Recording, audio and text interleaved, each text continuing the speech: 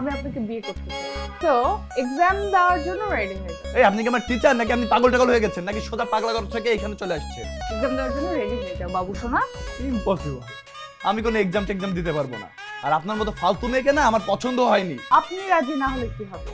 আপনার বোন আপনার মা তো আমার উপরে পুরো ক্রাশ খেয়ে, তো এত বেকারটেরা না করে বিয়ের জন্য রাজি হয়ে যাও। যাক এক্সামের জন্য রেডি। ইম্পসিবল।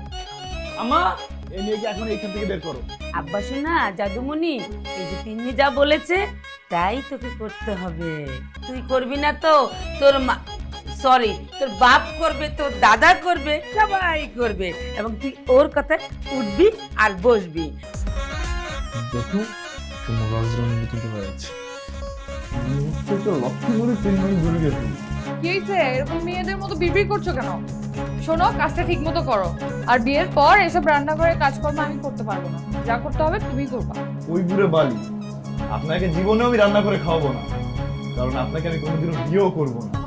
আপনি যে জিনিস সেটা আমি প্রথম দিনই বুঝে গেছি। আপনাকে বিয়ে করে আমার জীবনটাকে নষ্ট করতে চাই না। লিসেন, সেটা পরে দেখা যাবে। ঠিক করে কাজ করো চান্দু। হাত কেটে গেছে।